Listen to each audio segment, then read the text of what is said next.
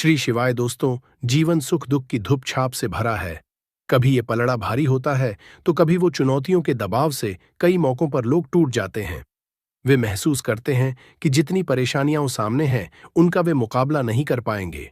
कई मर्तबा लोग सोचने लगते कि वे दुनिया के सबसे कम नसीब इंसान हैं। लेकिन ऐसी की समस्याओं से हारना नहीं चाहिए। व्रत, वैकल्पिक पूजा पाठ, कुछ प्रयोग आपको मुश्किलों से बाहर निकाल सकते हैं। कई बार छोटी छोटी चीजें जो हमारे नजरों के सामने होती हैं, हम रोजाना इस्तेमाल करते हैं, हमें समस्याओं से निजात दिला सकती है, लेकिन हमें इनके उपायों के बारे में पता नहीं होता। आपको घर में पैसों की आवक के लिए दिन रात कुछ ना कुछ प्रयोग करने पड़ते हैं, जिससे आप अपने पैसों की आवक को बढ़ा सकते हैं।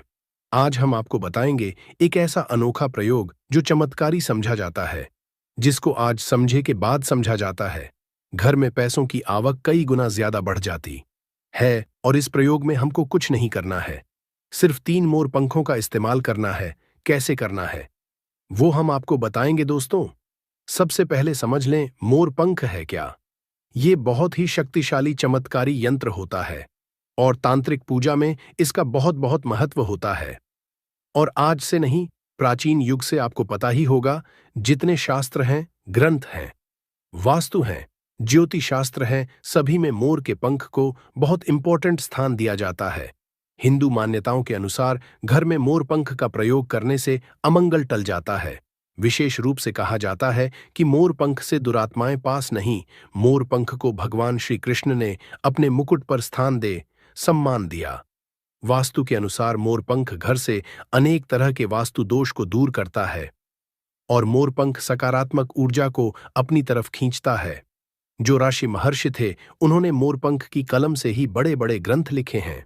मोरपंख की उपयोगिता बताने लायक नहीं है, क्योंकि आयुर्वेद में भी इसका अच्छा खासा महत्व होता है। और शास्त्रों के अनुसार संध्या नाम का एक स्वर्ग पर उसने अधिपत्य कर लिया था, देवताओं को बंदी बना लिया था। तभी भगवान ने असुर को मारने की एक योजना बनाई और योजना के अनुसार सभी देवी देवता और सभी 9 ग्रह एक मोर के पंखों में विराजित हो गए। इसके बाद मोर शक्तिशाली हो गया, उसने संध्यासुर का वध कर लिया। तभी से मोर को और भी पूजनीय और पवित्र समझा जाने लगा। आगे बढ़ने से पहले आपसे रिक्वेस्ट करते हैं कि वीडियो को लाइक जरूर करिएगा, दोस्तों को कर दीजिएगा। और अगर आपने अभी तक चैनल को सब्सक्राइब नहीं किया है तो चैनल को सब्सक्राइब करके बेल आइकॉन जरूर दबाइएगा। दोस्तों, सिर्फ ऋषि मुनि और राजा महाराजा ही नहीं, बल्कि भगवान श्री कृष्ण के क्या कहने। आपको भी पता है कि कृष्ण कन्हैया को मोर पंख बिना अधूरा समझा जाता है। उन्हें मोर मुकुट वाला कहा जाता है। उनके मुकुट में मोर पंख के बिना वो कभी रहते नहीं थे। इसका कारण भी ये था कि बचपन से ही उन माता ने उन्हें मोर पंख धारण करवाया था, क्योंकि मोर पंख से काल सर्प दोष दूर होता है। और श्री कृष्ण भगवान को काल सर्प दोष था। दोस्तों, सिर्फ हमारे धर्म में ही नहीं, बल्कि एशिया के बहुत सारे देशों में मोर पंखों को अध्यात्म से जोड़कर देखा जाता है। आपने सुना होगा, वो प्रेम, प्रतिष्ठा, धीरज और स्नेह का सूचक है। और मैं मोर पंख की बहुत महत्ता बताई गई है। जब हम बौद्ध धर्म की बात करें तो समझा जाता है, इसमें मोर अपने सारे को खोल देता है, इसलिए उसके पंख विचारों और मान्यताओं में खुलेपन का चिन्ह समझे जाते हैं। जब हम ईसाई धर्म की बात करते हैं तो मोर के खूबसूरत पंख जन्नत के दरवाजे के बाहर अद्भुत शाही बगीचे का चिन्ह समझे जाते हैं। और जो ग्रीस के लोग होते हैं, वो मोर के पंखों को स्वर्ग और सितारों की निगाहों के साथ जोड़ते हैं। हमारे मोर को धन की देवी लक्ष्मी, विद्या की देवी सरस्वती, कृष्ण कन्हैया, गणपति, कार्तिज्ञ, इन सभी से जोड़कर देखा जाता है और लक्ष्मी, सौभाग्य, खुशहाली, धन, धान्य और संपन्नता का चिन्ह समझा जाता है। मोर के पंखों का प्रयोग लक्ष्मी की इन्हीं विशेषताओं को हासिल करने के लिए किया जाता है। और मोर पंख को अगर बांसुरी के साथ आप अपने घर में रखते हैं तो रिश्तों में प्रेम का रस घुल जाता है। हमारा घर मंदिर की तरह होता है। अगर उसमें रहने वाले सदस्य रोज आपस में झगड़ा करने लगे तो ये अपवित्र सा लगने लगता है। इसके कई कारण हो सकते हैं। सबसे बड़ा कारण होता है घर में अत्यधिक नकारात्मक ऊर्जा का प्रवेश करना। अब सवाल उठता है कि घर में अगर नकारात्मक ऊर्जा बढ़ गई है तो इसको दूर कैसे किया जाए। इसका प्रवेश अगर हो गया है तो इसको बाहर कैसे करें। इसके लिए हमने आपको जन्माष्टमी के दिन भी एक प्रयोग बताया था कि मोर के पंखों आरती के बाद आप अपने घर पे खूब हवा में हिलाए। इससे आपके घर की जितनी नकारात्मक ऊर्जा है वो आपके घर से बाहर हो जाएगी। आपको ये रोज ही करना चाहिए, सिर्फ एक दिन नहीं। मोर पंख को अगर आप अपने घर के अंदर हाथों से ऊपर से नीचे फहराते हैं तो आपके घर के आसपास की जितनी नकारात्मक ऊर्जा है वो घर से बाहर चली जाती है, और जिस घर में सबसे ज्यादा सकारात्मक ऊर्जा होती है वहीं माता लक्ष्मी का प्रवेश जल्दी होता है।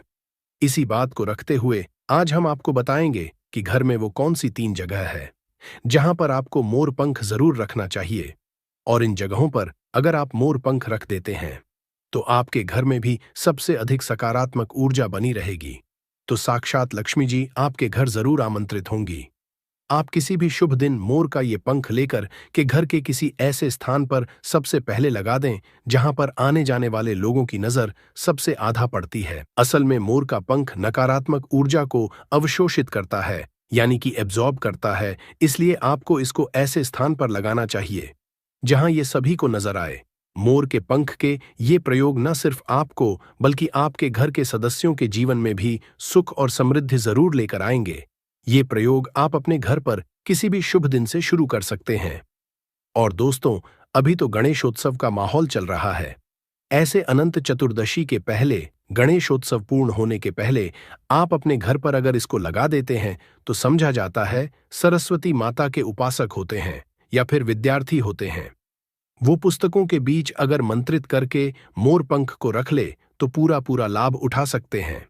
अगर आप मंत्र सिद्ध करते हैं, तांत्रिक पूजा आदि करते हैं तो उस जपने वाली माला को समझा जाता है। मोर पंखों के बीच आप रखते हैं तो आप मंत्र सिद्धि बहुत ही जल्दी होती है। घर के सभी अलग अलग कमरों में मोर पंख लगाने से घर का वास्तु बदला जा सकता है। एक मोर का पंख हमारे जीवन की दिशा बदल सकता है। यदि आप भी हर समय अपने पास मोर पंख रखते हैं तो हर कार्य में आप देखेंगे कैसे किस्मत आपका साथ देने लगती है। अगर केतु आदि के दोष भी हैं तो वो ग्रह दोष भी समाप्त होते हैं। स्पेशली अगर आपके घर में कोई ऐसा बच्चा है जो जिद्दी हो गया है तो मोर के पंखों से उसको हवा देने से धीरे धीरे उसकी जिद कम होने लगती है।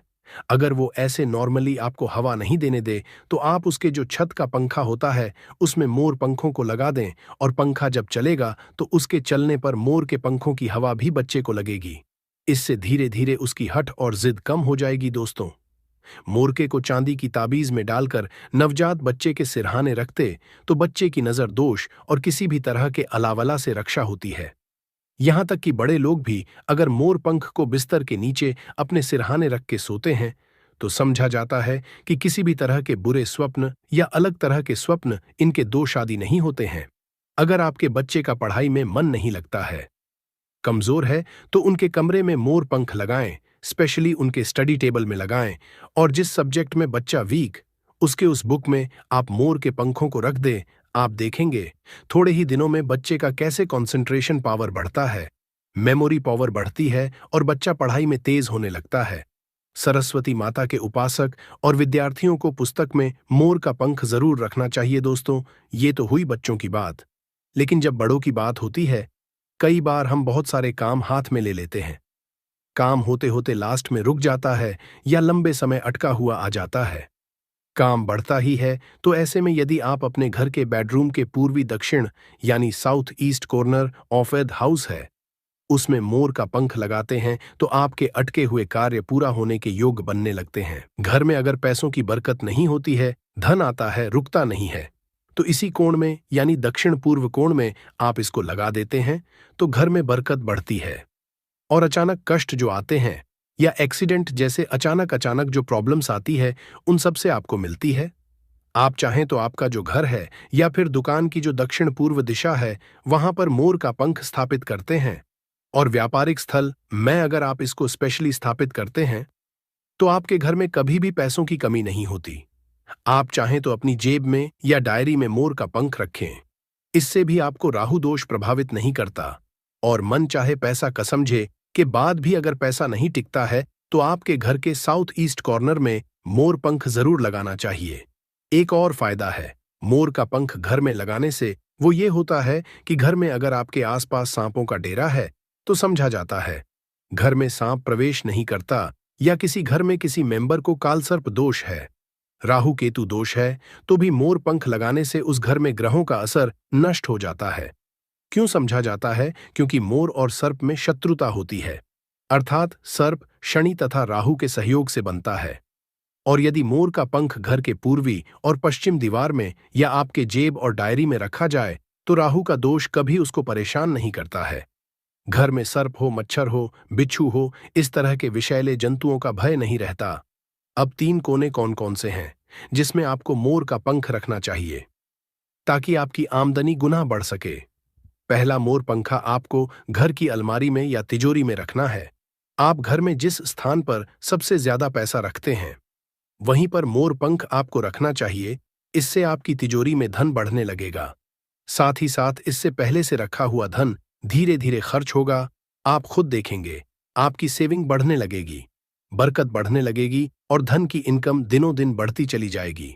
दूसरा, मोर पंख आप अपने घर के रखें या घर के ईशान कोण यानी north east corner of the house में रखें, या फिर जहां पर आप घर में भगवान को रखते हैं वहीं इस मोर पंख को रख दे। चाहे तो आपका बंडल बनाकर रख सकते हैं या फिर आप चाहें तो श्री कृष्ण भगवान के मुकुट पे इसको धारण करा सकते हैं। और रोज आप जब भगवान की पूजा करते हैं उस समय इस मोरपंख की भी आपको पूजा करनी चाहिए। इससे आप देखेंगे पैसों के मामले में किस्मत जाएगी और धन आगमन के नए द्वार आपके लिए खुलते चले जाएंगे। तीसरा, मोरपंख आपको कहाँ रखना है? आपको अपने बेडरूम में बिस्तर के नीचे रखना है। ऐसा करने से आप जब बेड पर सोएंगे आपके अंदर काफी सारी पॉजिटिव एनर्जी आती है और आपको अच्छे से सोचने में और काम पर फोकस करने में मदद मिलती है। आपके जीवन में सफलता तो आती ही है, साथ ही साथ पैसों की आवक भी बढ़ जाती है। आप इसे ऐसे लगाएंगे, अपने बेड का जो गद्दा होता है, चादर लगाते हैं, उसके नीचे आपको मोर पंख बिछा देना चाहिए। उसके ऊपर चादर लगाएं और फिर उस पर आपको सोना चाहिए। आप यदि अपने घर के मुख्य द्वार पर 3 मोर पंख लगा लेते हैं, और दोस्तों ये जो गणपति विसर्जन होने वाला है अनंत चतुर्दशी को, उसके पहले आप ये छोटा सा काम है। वैसे क्या करना है? 3 मोर पंख और एक छोटी सी भगवान गणेश की प्रतिमा मुख्य द्वार पर स्थापित कर लें। आप चाहें तो चित्र भी स्थापित कर सकते हैं। अगर आपके पास गणपति देव की प्रतिमा नहीं है या आप अफोर्ड नहीं कर सकें तो ऐसे लगा दें। आप देखेंगे जिस घर में आप रहते हैं उस घर का वास्तु दोष दूर हो जाता है। साथ ही साथ किसी की बुरी नजर भी आपके घर पर नहीं पड़ती है। दोस्तों, कुछ लोग अक्सर कहते हैं कि ऐसे गणपति देव की प्रतिमा लगानी चाहिए कि मुख्य द्वार के आगे और पीछे सेम साइंस की देव की प्रतिमा होनी। आपको हम बता दें, ऐसा कुछ भी सच नहीं है। ये सिर्फ एक भ्रांति है जो कुछ साल पहले फैला दी गई थी कि जहां भी मूर्ति लगाए गणपति देव की, वहां पर आपको आगे और पीछे गणपति देव की सेम साइंस की मूर्ति लगानी पड़ती है, क्योंकि गणपति देव की पीठ में दरिद्रता का वास होता है। ऐसा कुछ भी नहीं है। गणपति देव उतने ही पवित्र हैं आगे से जितने पीछे से हैं, इसलिए कभी भी मन किसी तरह का वहन विचार न करे। हमेशा गणपति देव की एक प्रतिमा आप अपने मुख्य द्वार पर लगाए। आप किसी भी राजा महाराजा के महलों में जाकर देखिए या किसी भी प्राचीन इमारतों में जाए, सब जगह एक ही साइड में गणपति देव की प्रतिमा लगाई जाती थी। कोई भी अंदर की ओर प्रतिमा नहीं लगाते हैं, इसलिए अपने घर के मुख्य द्वार पर एक गणपति देव की छोटी सी प्रतिमा लगाए, उसके साथ 3 मोर पंखों को लगाए और फिर देखे घर में कैसा माहौल होता है। तो दोस्तों, ये प्रयोग जरूर कर लीजिए। आज के लिए बस इतना ही दोस्तों। अगर आपको ये वीडियो पसंद आया है तो वीडियो को लाइक करिएगा, दोस्तों को शेयर जरूर करिएगा। क्या करना है, जो कागज आपने लिया है, ठीक है ना, उस कागज के ऊपर आपको अपने शत्रु का नाम लिखना है। अगर का नाम पता है तो मान लीजिए, शत्रु का नाम पता ही नहीं है, या शत्रु बहुत हैं, या गुप्त शत्रु हैं जिनके बारे में आप जानते ही नहीं, क्योंकि देखिए गुप्त शत्रु का कोई पता नहीं लगा सकता। बहुत सारे कम ऐसे लोग हैं जिन्हें पता होता है कि हाँ गुप्त शत्रु हैं हमारे, या पता लग जाता है। किसी तरीके से आधे से ज्यादा केस में गुप्त शत्रु के बारे में पता ही नहीं चलता है। इसलिए आप नाम ना लिखकर शत्रु या गुप्त शत्रु लिखेंगे पर्ची पर तो आपको ज्यादा लाभ होगा। इससे क्या होगा, आपके जितने भी शत्रु हैं, ना 2 हैं, 3 हैं, 4 हैं, 1000 हैं, कितने भी हैं, सभी परास्त हो जाएंगे और सभी आपके जीवन से दूर हो जाएंगे। मतलब उनकी पूरी ताकत खत्म हो जाएगी। कुछ आपका नहीं बिगाड़ पाएंगे, तो कोशिश वो कितनी भी कर लें कि आपका नुकसान करना है, धन हानि करनी है, व्यापार खराब करना है, लेकिन सिर्फ सोचेंगे कर कुछ नहीं पाएंगे। तो देखिए, पर्ची पर आपको नाम लिख लेना है, या फिर नाम ना लिखकर आप शत्रु लिखें तो ज्यादा उत्तम है। शत्रु लिख लिया, अब उस पर्ची को आपको फोल्ड कर लेना है। ठीक है ना, मोड़कर उसे बंद कर लेना है पर्ची को। अब जो माचिस है आपके पास, उस माचिस के अंदर इस पर्ची को, इस सफेद रंग के कागज को जिस पे आपने शत्रु लिखा है, उस पर्ची को आपको रख लेना है। रख लिया। अब इस माचिस को आपको बंद करके अपने पास रख लेना है। माचिस खोलकर ही उसके अंदर आपको पर्ची रखनी है। और फिर माचिस को 24 घंटे तक, कितने घंटे? 24 घंटे, यानी 24 आवर, 24 घंटे आपको उस माचिस को अपने पास रखना है। देखिए, जब 24 घंटे हो जाएंगे, उसके बाद आपको क्या करना है? 24 घंटे में आप सोचें कि रात में आप सो रहे हैं, तो क्या माचिस को बाहर निकाल कर रखना है? नहीं, सोते समय भी उस माचिस की डिब्बी को अपने पास रखना है। ठीक है ना? अपनी पॉकेट में आप रख सकते हैं, तकिया के पास रख सकते हैं, कहीं भी रखिए, रखना अपने पास। जब 24 घंटे हो जाएंगे, उसके बाद अगले दिन आपको क्या करना है कि सुबह उठना है। जो भी आप काम करते हैं वो काम कर लीजिए। उसके बाद जब भी आपको समय मिले, उस समय आपको क्या करना है? कहीं एकांत स्थान पर जाना है। ठीक है ना? आप किसी ऐसे स्थान पर भी जा सकते हैं जहां पानी भरा होता है, इकट्ठा हो जाता है। ऐसे स्थान पर भी जा सकते हैं, या ऐसे स्थान पर चले जाइए जो बिल्कुल एकांत, जहां कोई आता जाता ना हो। एकांत व्यक्ति आए तो कोई बात नहीं, ज्यादा लोग ना आते जाते हो, ऐसे स्थान पर आपको जाना है। और वहां जाकर फिर से आपको अपने शत्रुओं के बारे में सोचना है। ऐसा सोचना है कि मेरे जितने भी शत्रु हैं, अब वो परास्त हो रहे हैं, मेरे जीवन से दूर हो रहे हैं, और चाहकर भी अब वो मेरा कुछ नहीं बिगाड़ सकते। ऐसा सोचना है, और मन ही मन आपको प्रार्थना करनी है राहु से कि मेरे जो शत्रु हैं, मेरे जो दुश्मन हैं, उन्हें मेरे जीवन से आप दूर कर दीजिए। ठीक है ना? ये माचिस का उपाय राहु से जुड़ा हुआ है। अब आपको क्या करना है? उस पूरी माचिस की डिब्बी को वहां एकांत में फेंक कर आ जाना है। तो माचिस की डिब्बी को जब फेंकेंगे, पर्ची के साथ ही आपको फेंकना है। ऐसा नहीं है कि आप सोचे माचिस के अंदर से पर्ची निकालकर आपको उस डिब्बी को फेंकना है। पूरी की पूरी डिब्बी ऐसे ही फेंक कर आ जाना है, तीली के साथ, पर्ची के साथ पूरी माचिस। और फिर पलटकर आपको नहीं देखना है, सीधे अपने घर पर आइए, हाथ पैर धो लीजिए। बाकी आपको कुछ भी करने की जरूरत नहीं है। कितनी ये उपाय करना है? सिर्फ एक बार करना है, ज्यादा बार ये उपाय नहीं करना है। सिर्फ एक बार तो किसी भी दिन आप ये उपाय करिए। शत्रु 1 हो, 2 हो, लाख हो, 1000 हो, करोड़ ही क्यों ना हो, आपके जीवन से दूर हो जाएंगे और कभी आपको परेशान नहीं कर पाएंगे। तो बहुत उत्तम, बहुत अचूक उपाय है। करिए और रातों रात इसका चमत्कार देखिए। देखिए, ये उपाय स्त्री पुरुष कोई भी कर सकता है। किस समय करना है? सुबह में, दोपहर, कभी भी इस उपाय को आप कर सकते हैं, किसी भी दिन कर सकते। ठीक है ना? बाकी कुछ भी आपको पूछना हो, आप कमेंट सेक्शन में पूछ सकते हैं। बाकी बालाजी महाराज का जयकारा जरूर लगाइए। उनका आशीर्वाद आपको मिलता रहेगा। उनका आशीर्वाद जिन्हें मिलता है, उनका हमेशा कल्याण ही होता है, और कभी उन्हें शत्रु परेशान नहीं कर पाते हैं। अगर आप यहां तक वीडियो देख चुके हैं तो आपको बता दूं, आगे बताए जाने वाले उपाय इतने लाभकारी है, जिस किसी ने भी किए उसको 100% लाभ हासिल हुआ है। तो चलिए, साधारण जीवन में इस्तेमाल होने वाली वस्तुओं के कुछ धन प्राप्ति उपाय भी बताते हैं। इसी तरह घर में और भी कुछ चीजें हैं जो आपके वास्तु दोष का कारण बनती है और आपकी परेशानी की वजह बनती है। तो आइए पहले जान लें, क्या आपको अपने घर में वास्तु दोष के बारे में कैसे पता लगता है और किस तरह से आप बड़ी ही आसानी से इसे कर सकते हैं। दोस्तों, वास्तुशास्त्र के अनुसार किसी भी घर में वास्तु दोष होने से सुख, शांति और पारिवारिक उन्नति में बाधा पैदा होती है। वास्तु दोष के कारण पनपने वाली नकारात्मक ऊर्जा से व्यक्ति के भाग्य पर बुरा असर पड़ता है। साथ ही घर के लोगों को कई तरह की परेशानियों का सामना करना पड़ता है। दोस्तों, शास्त्रों के अनुसार अगर हम ये छोटे मोटे उपाय कर लें तो अपने घर नेगेटिव एनर्जी से छुटकारा पा सकते हैं। तो आइए जानते हैं, लेकिन उससे पहले दोस्त, आपसे रिक्वेस्ट है कि वीडियो को लाइक करें, अपने दोस्तों के साथ शेयर करें, और अगर आपने अभी तक चैनल को सब्सक्राइब नहीं किया तो सब्सक्राइब करके बेल आइकॉन जरूर प्रेस कर लें। दोस्तों, नंबर 1, जीवन में तरक्की पाने के लिए रोज पहली रोटी गाय को दें, पीपल को जल चढ़ाएं और चींटियों को मिला आटा दे। तांबे के लोटे में जल लाल चंदन मिलाकर रात को अपने सर के पास रखकर सो जाए। सुबह उस जल को तुलसी को चढ़ा दें। ऐसा करने से आपकी परेशानियां धीरे धीरे दूर हो जाएंगी। नंबर 2, वास्तु के मुताबिक अगर आपके घर में तिजोरी है और आप उसके सामने शीशा लगा दें तो इससे धन में बरकत होती है। व्यापारी लोग अपने कैश बॉक्स के सामने शीशा लगाएं, इससे आपके ग्राहक बढ़ेंगे दोस्तों।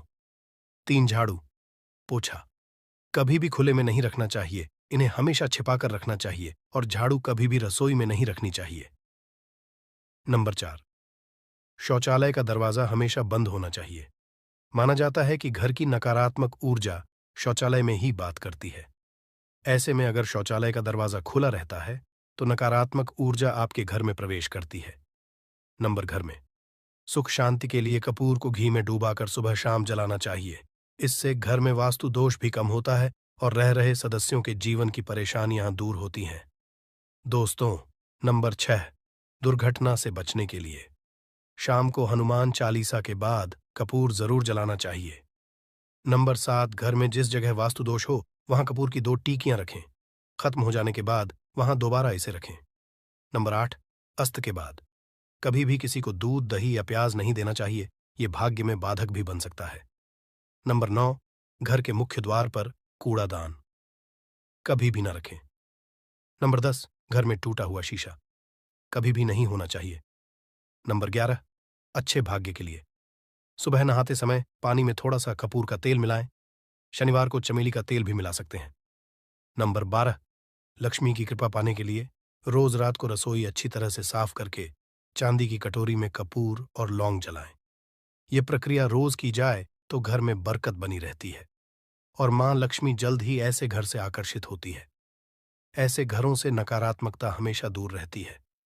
दोस्तों, नंबर 13, घर के सोने वाले कमरे में पौधे नहीं लगानी चाहिए, इससे आपके ऊपर नकारात्मक असर हावी हो सकता है। नंबर 14, घर में पौधे लगाते समय पानी में सेंधा नमक डालें। सादे नमक का भी आप उपयोग कर सकते हैं, लेकिन दोस्तों ज्यादा फलदायी होता है। आपको शुभ फल जल्द ही हासिल होंगे। दोस्तों, घड़ी की सही दिशा आपके जीवन को भी सही रास्ता दिखाने में मदद कर सकती है। इसके अलावा कैलेंडर को किस जगह लगाना चाहिए और किस जगह पर नहीं, ये भी हम जानेंगे। सबसे पहली बात जिसकी हम बात करेंगे वो है दोस्तों घड़ी का आकार, यानी घड़ी की शेख। दोस्तों, शास्त्र के अनुसार गोलाकार की घड़ी या अंडाकार घड़ी सबसे उत्तम मानी जाती है, पर आजकल देखा जा रहा है कि बाजार में कई तरह की घड़ियां मौजूद हैं जिसमें घर के सदस्य या भगवान की तस्वीरें और फोटो भी लगी होती है। लेकिन दोस्तों, आपको बता दें कि घड़ी के साथ तस्वीरें लगाना बिल्कुल भी सही नहीं है। इससे आपके घर के सदस्यों के जीवन पर समय का असर देखने को मिल सकता है। और की तस्वीर घड़ी में बिल्कुल भी नहीं लगानी चाहिए, क्योंकि भगवान की तस्वीर को रोज धूप, दीप, अगरबत्ती और पूजन की आवश्यकता होती है और घड़ी तो कई महीनों तक धूल में पड़ी रहती है। इससे भगवान का अपमान होता है और यह शुभ नहीं माना जाता। हो सके तो घड़ी का आकार गोल और अंडाकार ही पसंद है। घड़ी का गोल या अंडाकार बोना हमारी पृथ्वी के आकार को दर्शाता है। जो को और घड़ी में नुकीले कौन होते हैं और वास्तु के अनुसार नुकीली चीजें नकारात्मक ऊर्जा का संचार करती हैं। दोस्तों, अगली बार जिसका आपको ख्याल रखना है वो ये है कि घड़ी को स्वच्छ रखें, साफ सफाई का ध्यान रखें, धूल ना जमा होने दें और कहीं से भी घड़ी टूटी फूटी नहीं होनी चाहिए। दोस्तों, जैसा कि हम सभी चाहते हैं कि हमारे जीवन में सब अच्छा और बेहतर होता रहे, तो उसके लिए हम खुद को संवारे रखते हैं, नए कपड़े और नए आभूषण पहनते हैं। उसी तरह अपने घर की घड़ी को स्वच्छ और नए जैसा ही रखना चाहिए। ये कहीं से भी टूटी फूटी नहीं होनी चाहिए। समय समय पर घड़ी पर चढ़ी धूल और जालों को साफ करते रहें, जिससे आपका भाग्य भी धुंधला नहीं पड़ेगा। दोस्तों, कई घरों में आदत होती है कि पुरानी गाड़ी को बनवा कर ही चलाते रहते हैं। एक जगह नई घड़ी आई तो पुरानी किसी और जगह लगा देते हैं। कृपया ध्यान रखें, घर में पुरानी या फिर टूटी हुई या धूल चढ़ी हुई और बंद गाड़ी तो बिल्कुल भी ना रखें। क्यों? इससे घर में नकारात्मकता और दरिद्रता का वास होने लगता है।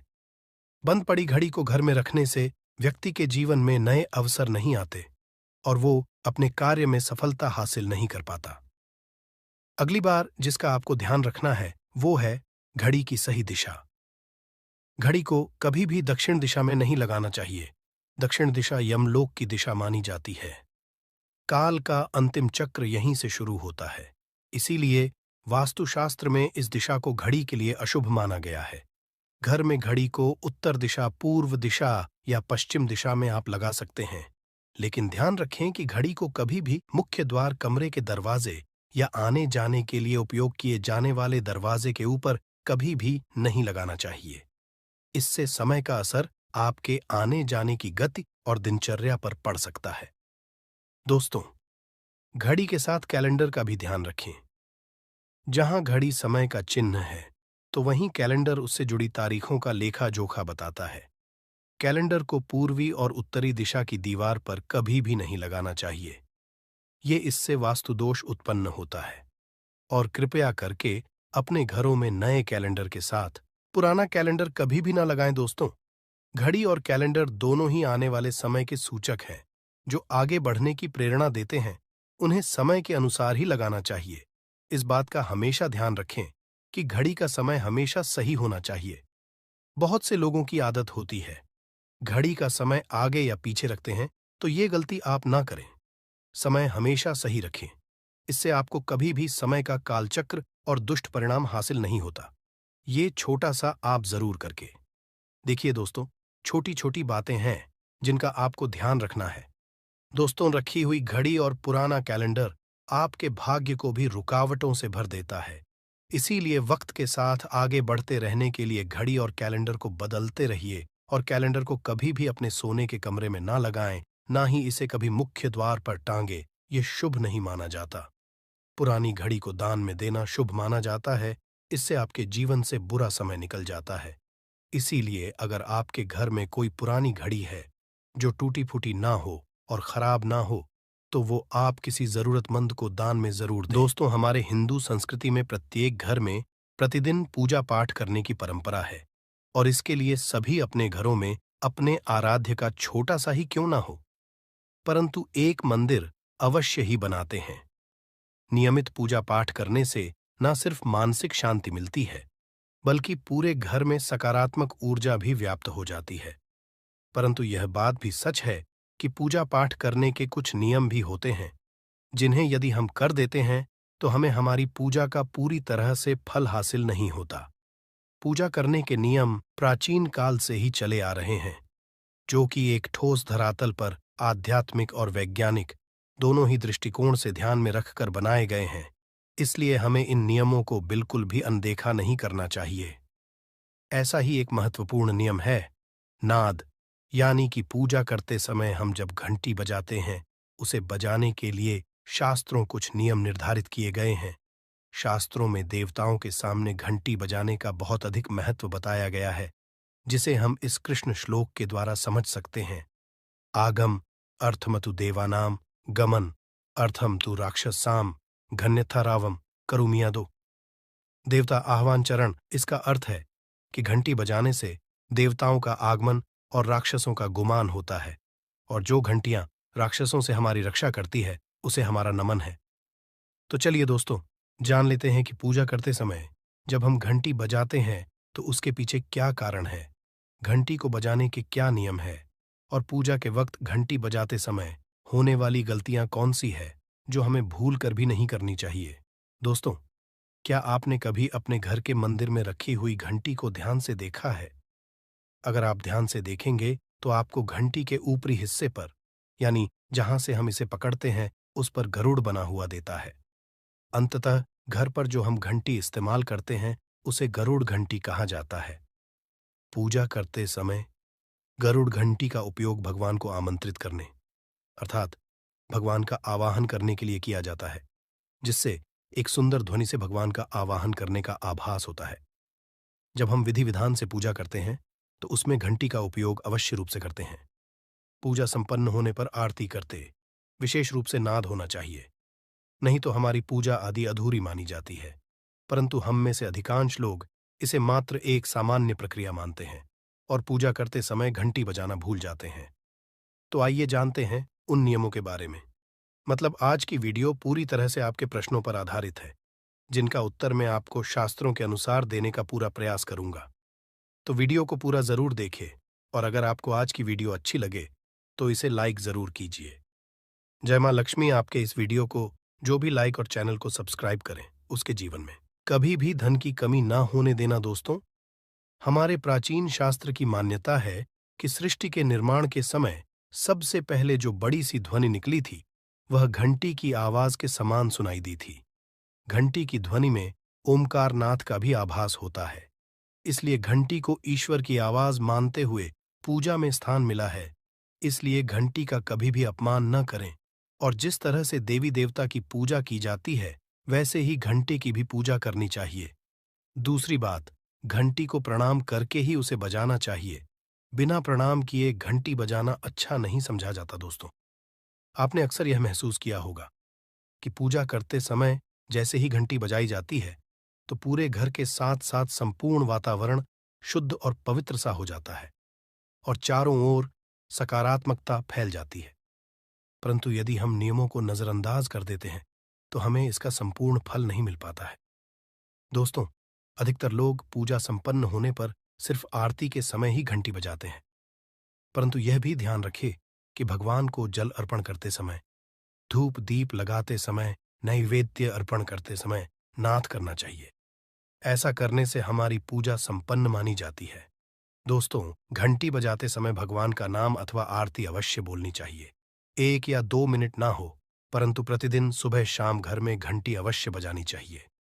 यदि आपको अपने घर में या अपने आप में नकारात्मकता महसूस हो तो आप थोड़ी देर के लिए भगवान के सामने घंटी अवश्य बजाए, सारी नकारात्मकता नष्ट हो जाएगी। दोस्तों, पूजा घर में शनि महाराज एकांत, विरह, उदासीनता और वैराग्य के देवता माने जाते हैं, जबकि गृहस्थी को चलाने के लिए राग, प्रेम एवं भौतिक चीजों की जरूरत होती है।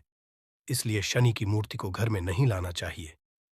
दोस्तों, सबसे पहली बात, दीपक और धूप दान की। भारत की परंपरा मिट्टी से जुड़ी हुई है, इसीलिए मंदिर में पारंपरिक मिट्टी का दीपक अवश्य होना चाहिए। अगर आप मिट्टी का दीपक नहीं रख सकते हैं तो धातु के दीपक का उपयोग करें। अगर भगवान में आपकी आस्था ज्यादा हो तो आप उपला रखकर गुड़ और घी का धूप भी दे सकते हैं। ऐसा करने से घर में सुख शांति बनी रहती है। दूसरी चीज, घर के मंदिर में स्वास्तिक अवश्य होना चाहिए। या तो आप इसे बना लें, क्योंकि स्वस्तिक आपके घर की शक्ति, सौभाग्य, समृद्धि और शुभता का प्रतीक समझा जाता है। यही मुख्य कारण है कि कोई भी शुभ कार्य करने से पहले स्वस्तिक का चिन्ह अवश्य बनाया जाता है। तीसरी चीज है कलश। भगवान श्री कृष्ण कहते हैं, कलश सुख और समृद्धि का प्रतीक है।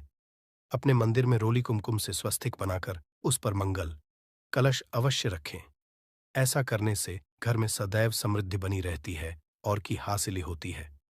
चौथी चीज, बहुत ही कम लोग जानते हैं कि शंख की उत्पत्ति समुद्र से निकले 14 रत्नों के साथ हुई थी।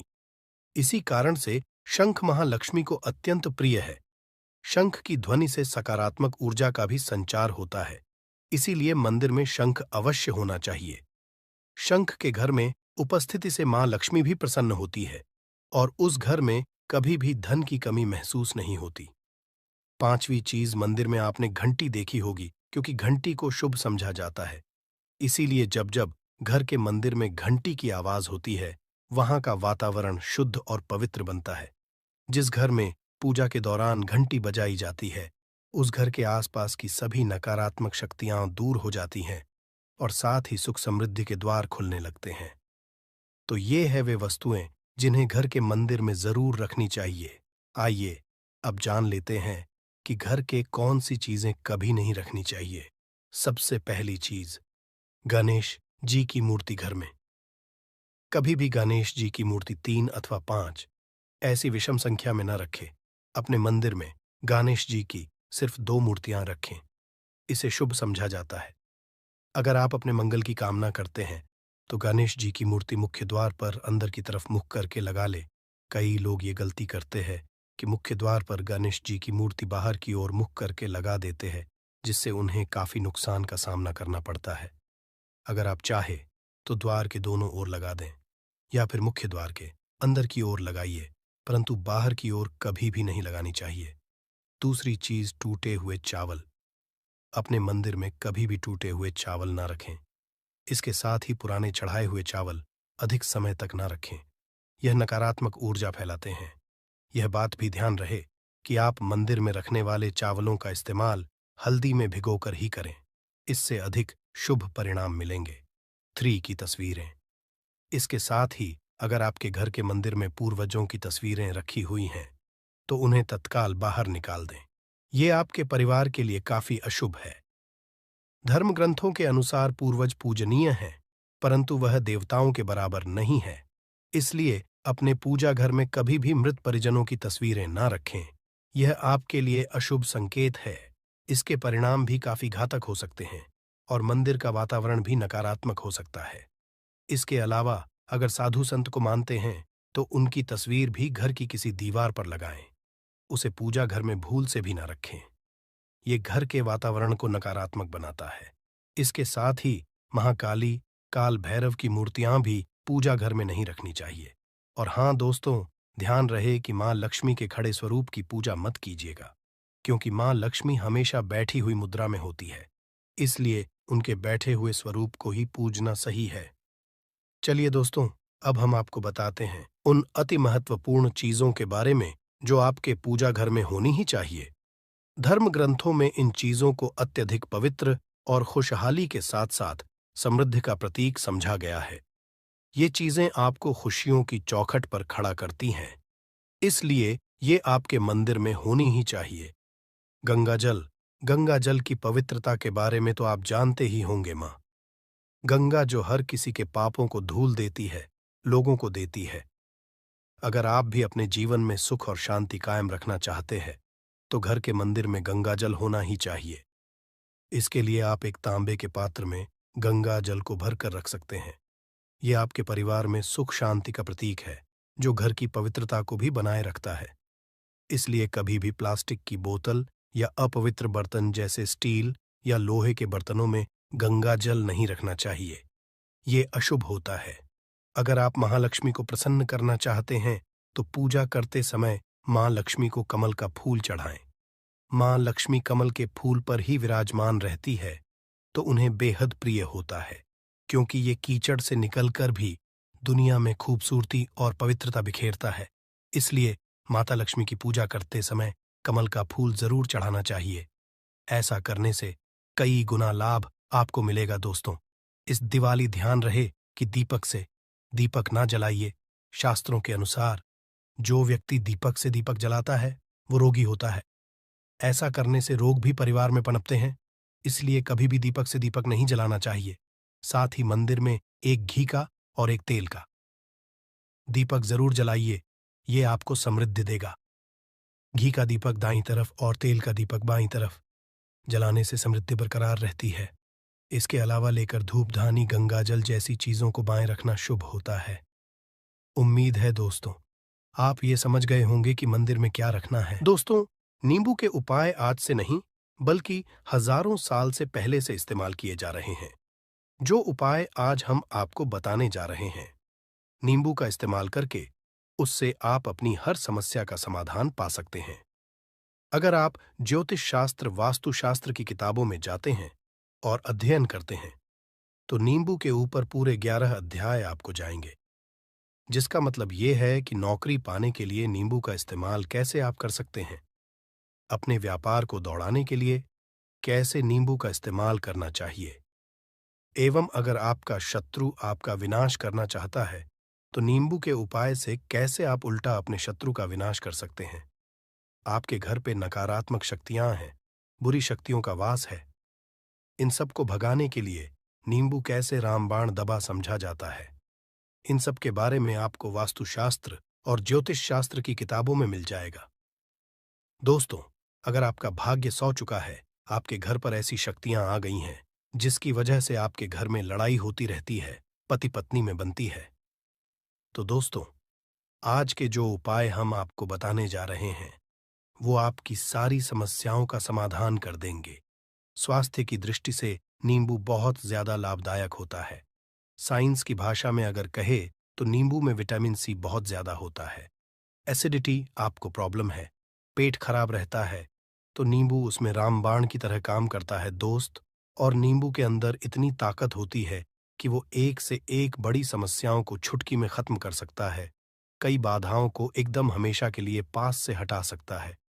इसलिए अगर आप भी चाहते हैं कि आपके ऊपर माता लक्ष्मी का आशीर्वाद हो, भगवान भोलेनाथ आपको आशीर्वाद दे, तो ये वीडियो बिना भगाए अंत तक देखिएगा, क्योंकि इस वीडियो में आज आपको पता चलेगा कैसे नींबू के 10 उपाय करके आप अपने जीवन की हर परेशानी को खत्म कर सकते हैं। आपको हम एक एक उपाय के बारे में अब बताने जा रहे हैं, इसलिए बहुत गंभीरता से वीडियो को देखिएगा। देखिए दोस्तों, कई लोग ऐसे होते हैं कि वीडियो देखते हैं, यकीन मानिए अगर आपने एक पॉइंट भी मिस कर दिया तो आप अपना ही नुकसान करेंगे, क्योंकि अधूरा ज्ञान हमेशा खतरनाक साबित ही हुआ है। इसलिए वीडियो को अंत तक जरूर देखिएगा दोस्तों। सबसे पहले तो आप लोग कमेंट बॉक्स में आकर हर हर महादेव लिख दें, क्योंकि अगर भगवान भोलेनाथ ने किसी को आशीर्वाद दे दिया तो उसका काल भी कुछ नहीं बिगाड़ सकता। और वीडियो लाइक करके तुरंत चैनल को सब्सक्राइब कर दे दोस्तों। हर हर महादेव कमेंट बॉक्स में लिखना मत भूलिएगा। तो सबसे पहले आखिर कौन से वो 10 उपाय हैं जिसके लिए हमने ये बनाया है, तो बहुत ही ध्यान से सुनिएगा। तो पहला उपाय है बुरी नजर से बचने के लिए। अच्छा, आप लोगों ने अक्सर देखा होगा, ट्रक जब चलता है, गाड़ियां जब चलती है, या छोटी दुकानें होती हैं या फिर बड़ी दुकानें होती हैं, उसमें नींबू और मिर्च टंगा हुआ होता है। इसका मुख्य कारण क्या है, आज हम आपको बता देते हैं। देखिए, कहा जाता है कि जब भी लू चलती है और आप अपनी जेब में प्याज रख लेते हैं, तब आपको लू नहीं लगती है, या जहां पर गर्मी ज्यादा होती है वहां पर रखते हैं, तो प्याज जो होता है वो गर्मी को सुख है। अगर आपका व्यापार अच्छा चल रहा है और कोई व्यक्ति आपकी दुकान पर नजर लगा देता है, आपके बिजनेस पर नजर लगा देता है, तो यकीन मानिए, एक कहावत कही गई है कि नजर से तो हरा पेड़ भी सूख जाता है।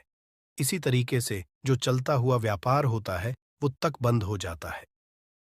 अगर किसी व्यक्ति ने आपके ऊपर नजर लगा दी है, तो इसीलिए लोग क्या करते हैं कि अपनी दुकान में नींबू और मिर्ची रखते हैं। इसका जो मुख्य कारण है बताया गया है कि नींबू का खट्टा और मिर्ची का तीखापन जो होता है वो बुरी नजर वाले व्यक्ति की को भंग कर देता है, जिससे वह अधिक समय तक खुद को असरदार नहीं पाता है। यह हिंदू पुराणों में साफ साफ लिखा हुआ है, जिसका मतलब यह है कि अगर आपका व्यापार चल रहा है और आप किसी का भी बुरा नहीं चाहते हैं, और कोई व्यक्ति आपका बुरा चाहते हुए आपके ऊपर लगातार नजर लगवा रहा है, आपके जीवन में धन की वर्षा होगी, बल्कि पूरे साल आपके पास धन का आगमन रहेगा। आपके पास जो धन आएगा उसमें वृद्धि भी होगी। दोस्तों, अगर आपने सिर्फ इतना सा उपाय कर लिया तो आपके भाग्य जो है 7वें आसमान पर होगा। आपके राहु केतु आपका साथ देंगे, आपका भाग्य प्रबल हो जाएगा। आपके सभी नौकर आपका साथ इस तरह से देने लगेगा, जिसके बाद आप जो भी निर्णय लेंगे उस निर्णय में सिर्फ और सिर्फ आपको ही फायदा पहुंचेगा। दोस्तों, जिन पौधे की जड़ जो है हम आपको धारण करने के लिए बताने जा रहे हैं, उन पौधे में माता लक्ष्मी जी के दिव्य शक्तियों का वास होता है। ये पौधा जो है माता लक्ष्मी जी को अत्यंत प्रिय है। दोस्तों, जो भी व्यक्ति इन पेड़ पौधे की जड़ को धारण कर लेता है तो स्वयं धन की देवी माता लक्ष्मी जी उस व्यक्ति को अपना आशीर्वाद देती है और उसके जीवन में एक ऐसा चमत्कारिक और सकारात्मक बदलाव आता है। दोस्तों, ये सारी जानकारी जो हम आपको इस वीडियो में बताने जा रहे हैं, ये धार्मिक वेद पुराण के अनुसार आपको बताने जा रहे हैं। और यकीन मानिए दोस्तों, सिर्फ एक दिन के इन उपाय से आपके जीवन की कई तरह के परेशानी, कष्ट और दिक्कतों से आपको जो है हमेशा हमेशा के लिए मुक्ति मिल सकती है, और आपके जीवन में एक ऐसा बदलाव आएगा